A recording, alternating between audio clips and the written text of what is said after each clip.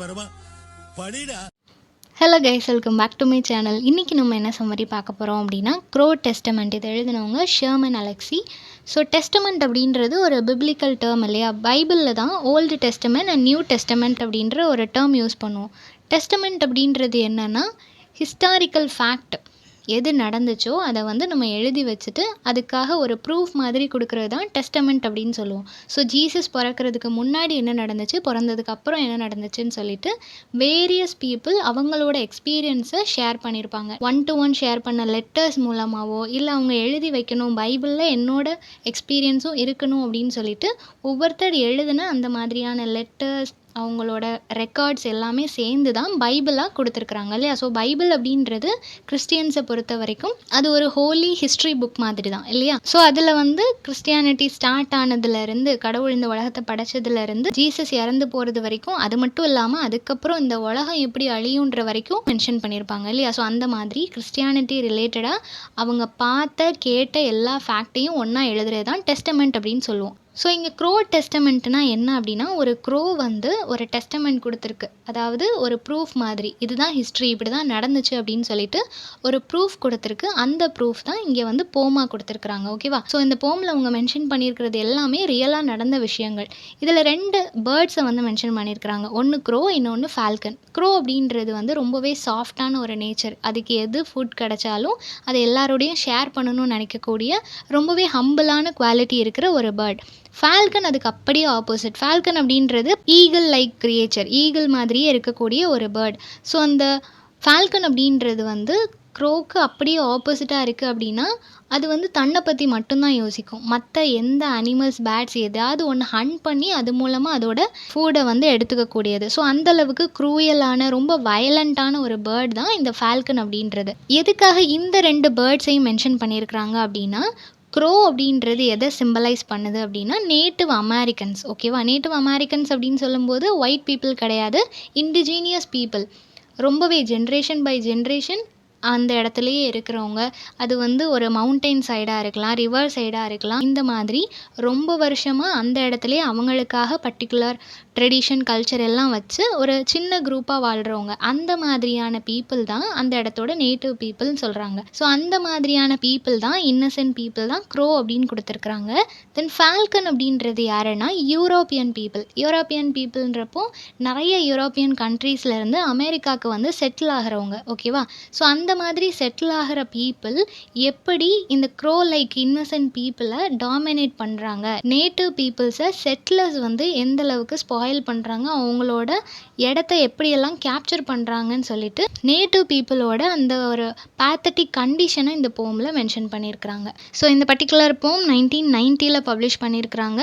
இது ஒரு கலெக்ஷனில் பப்ளிஷ் ஆகிருக்கு. The business of fancy dancing அப்படின்னு சொல்லப்படுற ஒரு கலெக்ஷனில் தான் இது வந்து பப்ளிஷ் ஆகிருக்கு. டோட்டலாக இதில் 7 ஸ்டான்ஸாக இருக்குது. ரொம்பவே சிம்பிளான ஒரு போம். நம்ம வந்து ஜஸ்ட் 1 ரீடில் பார்க்கும்போது ஒரு க்ரோ அதோட டெய்ல சொல்கிற மாதிரி அதோட லைஃப் எப்படி பேத்தட்டிக்காக இருக்குன்றத நரேட் பண்ணுற மாதிரி இருக்கும்.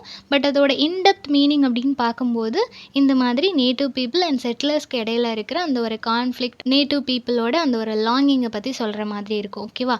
ஸோ எப்படி ஸ்டார்ட் பண்ணுறாங்க அப்படின்னா, ஒரு பைபிள் ஸ்டோரியோட தான் ஸ்டார்ட் பண்ணுறாங்க. ஃபர்ஸ்ட்டில் ஆடம் அண்ட் ஈவுக்கு 2 சன் இருப்பாங்க இல்லையா? காயின் அண்ட் ஏபல் அப்படின்னு சொல்லப்படுற 2 சன் இருப்பாங்க.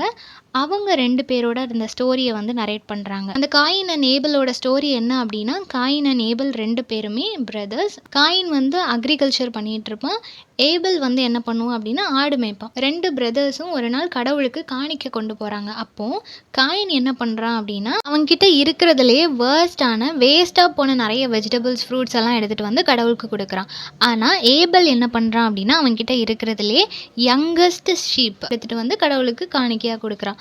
அப்போது கடவுள் வந்து ஆட்டோமேட்டிக்காக இருக்கிறதுலே நம்மக்கிட்ட பெட்டரான ஒரு விஷயத்த கடவுளுக்கு கொடுக்கும்போது அவருக்கு கண்டிப்பாக அது சந்தோஷமாக இருக்கும் இல்லையா? ஸோ கடவுளுக்கு வந்து ஏபலை ரொம்ப பிடிக்குது. இதை பார்த்த உடனே காயினுக்கு ரொம்பவே ஜெலஸியாக ஃபீல் ஆகுது. அந்த ஒரு ஜெலஸ்னால அவன் என்ன பண்ணுறான் அப்படின்னா, அவனோட பிரதரை வந்து கில் பண்ணிடுறான். ஸோ அப்படி மர்டர் பண்ணும்போது அதுக்காக அவன் என்ன யூஸ் பண்ணுறான்னா, ஒரு க்ரோவை யூஸ் பண்ணுறான். ஸோ இது வரைக்கும் போமில் உங்களுக்கு மென்ஷன் பண்ணல, இதான் பேக்ரவுண்ட் ஸ்டோரி. ஓகேவா?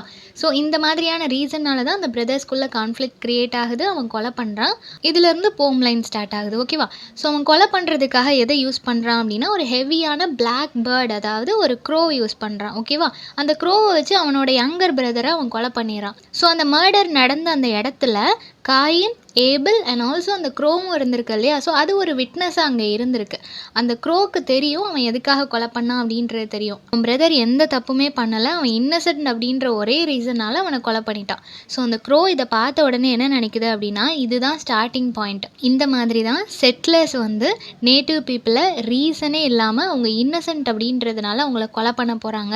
இதுதான் இனிமேல் நடக்க போகுது, இதுதான் ஒரு பிகினிங், ஃபர்ஸ்ட் டெத் இதுதான், இதுக்கப்புறம் நிறைய நடக்கும் அப்படின்னு சொல்லிட்டு அந்த க்ரோ வந்து ஃபர்ஸ்ட் ஒரு டிக்ளரேஷன் மாதிரி கொடுக்குது. அதாவது நேட்டிவ் பீப்புளுக்கு தெரியுது இந்த மாதிரி செட்டிலர்ஸ் வந்துட்டாங்க அப்படின்னாலே அவங்க கண்டிப்பாக நம்மளை ஒன் பை ஒன் இங்கேருந்து விரட்டிடுவாங்க இல்லை கொலை பண்ணிடுவாங்க அப்படின்றது அவங்களுக்கு தெரியுது. ஸோ அந்த க்ரோ வந்து அதை தான் மீன் பண்ணுது. இந்த மாதிரி செட்டிலர்ஸ் வராங்க, எங்களை கொலை பண்ண போகிறாங்க, எங்களோட இடத்த எங்ககிட்ட இருந்து பறிச்சுக்க போகிறாங்க அப்படின்னு சொல்லிட்டு இதுதான் ஸ்டார்டிங் பாயிண்ட் அப்படின்னு சொல்லி ஒரு டிக்ளரேஷன் கொடுக்குது. நெக்ஸ்ட் என்ன சொல்கிறாங்க அப்படின்னா ஒரு கம்பேரிசன். ஃபால்கன் அப்படின்றது அந்த யூரோப்பியன்ஸ் ஒயிட் பீப்புள் இருக்கிறாங்க இல்லையா, அவங்கள தான் ஃபால்கன் அப்படின்னு சொல்லி மென்ஷன் பண்ணுறாங்க. இந்த ஃபால்கன் வந்து ஈஸியாக எத்தனை க்ரோ வந்தாலும் அதை அட்டாக் பண்ண முடியும். அந்த அளவுக்கு ஒரு பார் அந்த ஃபால்கன் கிட்ட இருக்குது. ஒயிட் பீப்புளுக்கு எப்போவுமே அவங்க தான் சுப்பீரியர் அப்படின்ற மாதிரி ஒரு ப்ரைட் அவங்கக்கிட்ட எப்போவுமே இருக்கும். அந்த ஒரு மென்டாலிட்டியில் தான் இருப்பாங்க. ஏன்னா நிறைய கண்ட்ரியை வந்து அவங்க வந்து டாமினேட் பண்ணியிருக்கிறாங்க, ரூல் பண்ணியிருக்கிறாங்க இல்லையா? ஸோ அந்த ஒரு மென்டாலிட்டி அவங்கக்கிட்ட எப்போவுமே இருக்கும். ஸோ இந்த க்ரோ என்ன சொல்லுது அப்படின்னா ஃபால்கன் மாதிரி இருக்கிற ரொம்ப கன்னிங்கான அந்த ஒயிட் பீப்புள் எங்களோட பிளேஸ்க்கு வராங்க. அப்படி வந்துட்டு அவங்க என்ன பண்ணுறாங்கன்னா எங்கள் கையில் இருக்கிற எங்களோட ஃபுட்டை வலுக்கட்டாயமாக டைரெக்டாக வந்து எங்ககிட்ட இருந்து அவங்க பறிச்சுக்கிறாங்க. ஸோ க்ரோ வந்து ஒரு விஷயத்தை கேப்சர் பண்ணியிருக்கு. க்ரோ அப்படின்னு இல்லை, எந்த ஒரு பேர்டாக இருந்தாலும் அதோட ப்ரேயை கேரி பண்ணியிருக்கிற அந்த ஒரு விதம் இருக்குது இல்லையா, அதோட லெக்கில் கரெக்டாக அந்த நெயில்ஸ், ஷார்ப்பான நெயில்ஸை வச்சு கரெக்டாக அதை ஹோல்ட் பண்ணியிருக்கும். எவ்வளோ ஹைட்டாக பறந்தாலும் எவ்வளோ ஸ்பீடாக பறந்தாலும் அது வச்சுருக்கிற அந்த ஃபுட் வந்து கீழே விழாமல் பார்த்துக்கும். அந்தளவுக்கு க்ரிப்பாக அதை வந்து பிடிச்சி வச்சுருக்கோம். அவ்வளோ டைட்டாக நாங்கள் பிடிச்சி வச்சுருக்கும் போது கூட ஈஸியாக அந்த ஃபால்கன் எங்ககிட்ட இருந்து டைரெக்டாக வந்து அதை கேப்சர் பண்ணிட்டு போயிடுது. அந்தளவுக்கு கன்னிங் அண்ட் பவர்ஃபுல்லான ஒரு பேர்டாக இந்த ஃபால்கன் இருக்குது அப்படின்னு சொல்கிறாங்க. ஸோ இதில் என்ன மீன் பண்ணுறாங்க அப்படின்னா எங்களோட இடம், நாங்கள் கஷ்டப்பட்டு ரொம்ப வருஷமாக இதை வந்து பாதுகாத்துட்டு வரோம். ஆனால் இந்த எங்கேருந்தோ அந்த செட்டிலர்ஸ் அதை ஈஸியாக எங்ககிட்ட இருந்து எங்களோடதாகவே இருந்தாலும் ஈஸியாக எங்ககிட்ட இருந்து எடுத்துகிட்டு போயிடுறாங்க அப்படின்னு சொல்கிறாங்க. ஸோ அந்த க்ரோக்கு வந்து இப்போ என்ன மாதிரியான ஒரு மென்டாலிட்டி இருக்குது அப்படின்னா இப்போ மட்டும் எனக்கு ரொம்ப நல்லா நீந்த தெரிஞ்சதுன்னா இந்த கடல் வழியாக நான் வேறு கண்ட்ரிக்கே போயிருப்பேன், இந்த இடத்துலையே இருந்திருக்க மாட்டேன், இயர்ஸ் அகோ ரொம்ப வருஷத்துக்கு முன்னாடியே நான் இங்கேருந்து போயிருப்பேன் அப்படின்னு சொல்லுது. ஸோ அந்த க்ரோவோட டிசபிலிட்டியை நினச்சி அது ஃபீல் பண்ணுது. அதோட அந்த ஹோப்லெஸ் ஹெல்ப்லெஸ் நேச்சரை பற்றி பேசுது. தேர்ட் ஸ்டான்ஸால் என்ன சொல்கிறாங்க அப்படின்னா யூரோப்பியன்ஸ் இப்போ என்டர் ஆனதுக்கப்புறம் நிறைய விஷயங்களை அவங்க சேஞ்ச் பண்ணுறாங்க. அதில் ஒரு முக்கியமான விஷயம் என்ன அப்படின்னா கல்ச்சர். யூரோப்பியன்ஸ் வந்து அங்கே கிறிஸ்டியானிட்டிக்கு நிறைய இம்பார்ட்டன்ஸ் கொடுப்பாங்க இல்லையா, அவங்க கிறிஸ்டியன் ரிலீஜியனை தான் ஃபாலோ பண்ணுவாங்க. ஸோ அவங்க வந்ததுக்கப்புறமா பைபிளை அங்கே வந்து இன்ட்ரடியூஸ் பண்ணுறது, கிறிஸ்டியன் வேல்யூஸை பற்றி அவங்க ப்ரீச் பண்ணுறது, எல்லாத்தையும் அங்கே இருக்கிற இண்டிஜீனியஸ் பீப்புளுக்கு டீச் பண்ணுற மாதிரியான ஒரு ஆக்டிவிட்டீஸ் எல்லாமே நடக்குது. காலப்போக்கில் என்ன ஆகுது அப்படின்னா அந்த க்ரோஸ் வந்து அவங்களோட ஐடென்டிட்டியை மறந்துடுறாங்க, கிறிஸ்டியானிட்டியை ஃபாலோ பண்ண ஸ்டார்ட் பண்ணுறாங்க.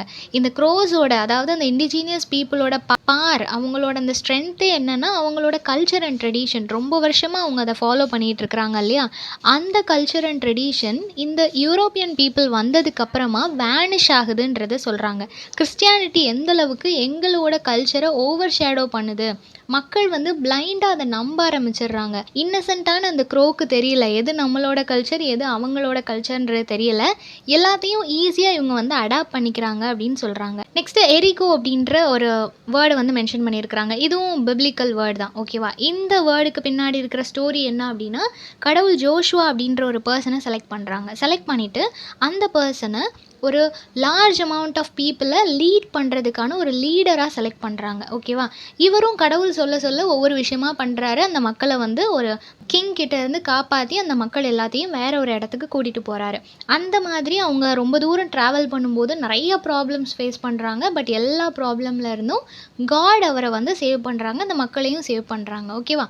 ஸோ அந்த மாதிரி அவங்க ட்ராவல் பண்ணும்போது எரிகோ அப்படின்ற ஒரு பெரிய வால் லைக் ஒரு விஷயம் வந்து அவங்கள தடுக்கும். அதை எப்படி அவங்க கடந்து போனாங்க அப்படின்றது ஒரு மேஜிக் மாதிரி தான். ஒரு மிராக்கிள் நடந்திருக்கும். அந்த மிராக்கிள் மூலமா அந்த ஒரு பெரிய வால் வேனிஷ் ஆயிரும். எல்லாரும் அத கடந்து போவாங்க. அது ஒரு பெரிய வால் இல்லையா? ஸோ அந்த வால் வந்து வேனிஷ் ஆகும்போது கண்டிப்பா அது பக்கத்துல இருக்கிற நெறைய பேரோட லைஃப் ஸ்பாயில் ஆயிரும். நெறைய பேர் இறந்து போறதுக்கு சான்ஸ் இருக்கு. அந்த வால் எப்படி வேனிஷ் ஆச்சோ அதே மாதிரி தான் கண்டிப்பா இன்னும் கொஞ்ச நாள்ல செட்டிலர்ஸ் நேட்டிவ் பீப்பிள வேனிஷ் பண்ண போறாங்க. அவங்க எல்லாரையும் அவங்களோட ஓன் லேண்ட்ல இருந்து வெளிய அனுப்ப போறாங்க அப்படின்னு சொல்லிட்டு அந்த க்ரோ சொல்லுது. தென் அந்த எரிகோ அப்படின்ற ஒரு வால வந்து ரீபில்ட் பண்ணணும் அப்படின்னா, அதனால கண்டிப்பா நெறைய லைஃப் வந்து ஸ்பாயில் ஆகும். நெறைய பேர் வந்து இறந்து போவாங்க. நெறைய இடம் தேவைப்படும். நெறைய டைம் தேவைப்படும். இந்த மாதிரி நெறைய கன்சியூமிங்ஸ் இருக்கும். அந்த மாதிரி தான் ஒருவேள இங்க இருக்கிற நேட்டிவ் அமெரிக்கன்ஸ் அகெயின் என்னோட கல்ச்சர், ட்ரெடிஷன் எல்லாத்தையும் நான் ரீகெயின் பண்ணணும். எப்படி நாங்க இந்த செட்டிலர்ஸ் வர்றதுக்கு முன்னாடி இருந்தோமோ, அதே மாதிரி இப்பவும் இருக்கணும்னு சொல்லி நெனச்சாங்கன்னா, எப்படி அந்த வால் கட்டுறதுக்கு பல டீகேட்ஸ் எடுத்துக்குமோ, அதே மாதிரி தான் நாங்க வந்து எங்களோட கல்ச்சர ரீகெயின் பண்ணணும்னு நெனைக்கிறதும் இருக்கும் அப்படின்னு அந்த க்ரோ சொல்லுது. ஸோ அது என்ன மீன் பண்ணுதுன்னா, ஒன்ஸ் அது வேனிஷ் ஆயிடுச்சுன்னா நம்மளால ரீகெயின் பண்ண முடியாது. மக்கள் வந்து புதுசா ஒரு விஷயத்துக்கு அடாப்ட் ஆகுறாங்கன்னு வச்சுக்கோங்களேன். அது மேல அடிக்ட் ஆனதுக்கப்புறம் அகெயின் அவங்க வந்து பழைய விஷயத்துக்கு வர்றதுக்கு ரொம்ப டைம் எடுத்துக்கும் இல்லையா? ஏன்னா அந்த ஒரு ஜோன்ல அவங்க ரொம்ப கம்ஃபர்டபுளா ஃபீல் பண்ணுவாங்க. ஸோ அகெயின் இந்த இடத்துக்கு வரணும் அப்படின்றது அவங்களுக்கு பிடிக்காது. அகெயின் அந்த கல்ச்சர ரீபில்ட் பண்றதெல்லாம் கஷ்டம் அப்படின்னு சொல்லி அந்த க்ரோ மென்ஷன் பண்ணுது. நெக்ஸ்ட் 5th ஸ்டான்ஸால என்ன மீன் பண்றாங்க அப்படின்னா, இப்போ வந்து டைம் பாஸ் ஆயிடுச்சு. ஓகேவா? இவ்ளோ நாளும் நடந்தது எல்லாத்தையும் அந்த க்ரோ வந்து நரேட் பண்ணுச்சு. ஸோ இப்போ வந்து ஓரளவுக்கு நெறைய நாட்கள் கடந்து போயாச்சு. செட்டிலர்ஸ் வர்றதும் ஜாஸ்தியாயிட்டே இருக்கு. நெறைய செட்டிலர்ஸ் தான் எல்லா இடத்துலயும் ஃபில் ஆயிருக்கிறாங்க. மெதுவா அந்த நேட்டிவ் பீப்பிளும் கிறிஸ்டியானிட்டிக்கு கன்வெர்ட் ஆயிட்டு இருக்காங்க. யார் செட்டிலர்ஸ், யார் நேட்டிவ் பீப்பிள்னு தெரியாத அளவுக்கு எல்லாரும் ஷஃபிள் ஆகி போய் இருக்கிறாங்க. இந்த மாதிரியான ஒரு கண்டிஷன்ல என்ன நடக்குது அப்படின்னா, ஒயிட்ஸ் எல்லாரும் எதிர்பார்த்த மாதிரி நேட்டிவ் பீப்புள்குள்ளேயே கான்ஃப்ளிக்ட் வர ஸ்டார்ட் ஆகுது. எந்த மாதிரியான கான்ஃப்ளிக்ட் வரும்? இப்போ ரொம்பவே தீவிரமா என்னோட கல்ச்சர், என்னோட ட்ரெடிஷன் அப்படின்னு சொல்லிட்டு நேட்டிவ் பீப்புள் சில பேர் இருப்பாங்க இல்லையா? அவங்க வந்து கிறிஸ்டியானிட்டிக்கு மாறின நேட்டிவ் பீப்புள வந்து வார்ன் பண்ணும்போது, அவங்களோட கல்ச்சர பத்தி எடுத்து சொல்லும்போது, அங்க வந்து ஒரு கான்ஃப்ளிக்ட் கிரியேட் ஆகும். அவங்களுக்குள்ள சண்டை வரும் இல்லையா? அந்த மாதிரி நேட்டிவ் பீப்புளே அவங்களுக்குள்ள சண்டை போட ஆரம்பிச்சிடுறாங்க. So bloodshed, stopping wounds இந்த மாதிரி நிறைய விஷயங்கள் எல்லாம் கிரியேட் ஆகுது. ஸோ இதை தானே ஒயிட் பீப்புள் எதிர்பார்த்தாங்க. அவங்க என்ன எதிர்பார்த்தாங்க? நேட்டிவ் பீப்புள் எல்லாரும் டிவைட் ஆகணும், நம்ம போயிட்டு அங்கே ரூல் பண்ணணும்னு எதிர்பார்த்தாங்க. அதுக்கு வந்து நீங்களே ஒரு வழி போட்டு கொடுத்துட்டீங்க, நீங்களே இப்போ ஃபைட் பண்ணிட்டு பிரிஞ்சிட்டு இருக்கிறீங்க அப்படின்னு சொல்லி அந்த க்ரோ வந்து ஃபீல் பண்ணுது. இப்போ ப்ரெசன்ட் கண்டிஷனை சொல்கிறாங்க. இது வரைக்கும் அந்த பேர்ட், அந்த க்ரோ வந்துட்டு அதுக்கு எங்கெல்லாம் பறந்து போகணும்னு நினச்சதோ எல்லா இடமும் பறந்து போச்சு. அதுக்கு எங்கே ஃபுட் கிடைக்குதோ அங்கேருந்து எடுத்துக்கும். ஹாப்பியாக ஒரு ஃப்ரீடமான ஒரு ஏரை அது வந்து ஃபீல் பண்ணிகிட்டு இருந்துச்சு. பட் இப்போ அதோட கண்டிஷன் எப்படி இருக்குது அப்படின்னா, அந்த க்ரோ வந்து நிறைய இடங்கள் தேடிட்டு சில இடங்களில் அங்கங்கே பியர் பாட்டில்ஸ் இருக்குது. அந்த பாட்டில்ஸ் எல்லாத்தையும் கலெக்ட் பண்ணி அது மூலமாக அதுக்கு என்ன அமௌண்ட் கிடைக்குதோ அதுதான் அதோட ஏர்னிங்ஸாக இருக்குது. அதுலேயும் அந்த க்ரோவால் மொத்தமாக அந்த பாட்டில்ஸ் எல்லாத்தையும் கலெக்ட் பண்ண முடியல. ஸோ 1 by 1 அது ஒவ்வொரு பாட்டிலாக கலெக்ட் பண்ணிட்டு போகுது. நியர்லி 5 cents ஒன்லி அதுக்கு கிடைக்கிது. ஓகேவா?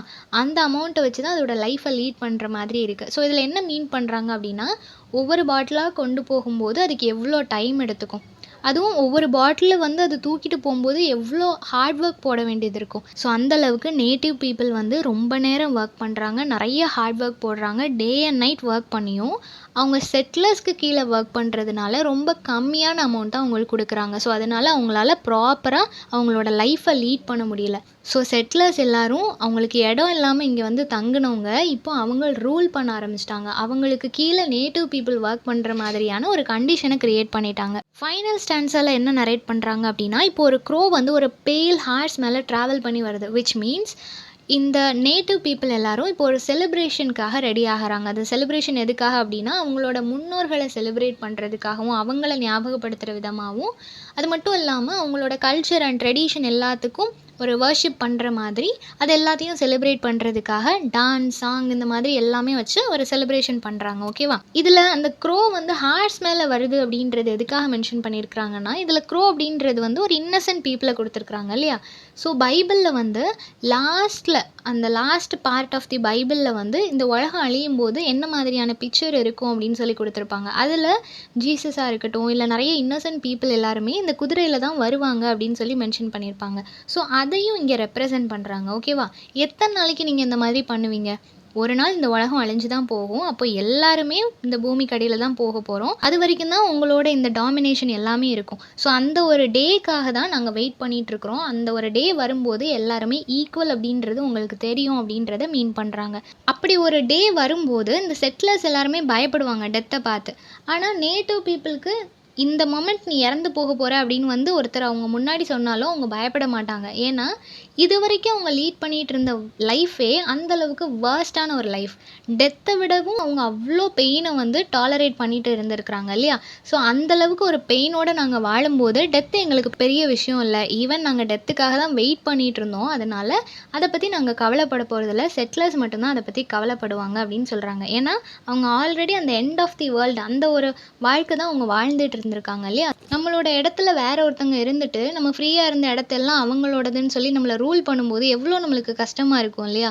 ஸோ அந்த அளவுக்கு அவங்களோட ஒரு பேத்தட்டிக் கண்டிஷன் இதில் நரேட் பண்ணியிருக்கிறாங்க. ஸோ இந்த சம்மரி எல்லாருக்கும் புரிஞ்சிருக்கும்னு நினைக்கிறேன். நெக்ஸ்ட் என்ன டாப்பிக்கில் வீடியோ போடலான்னு சொல்லி கமெண்ட் பண்ணுங்கள். தேங்க்யூ ஃபார் வாட்சிங்.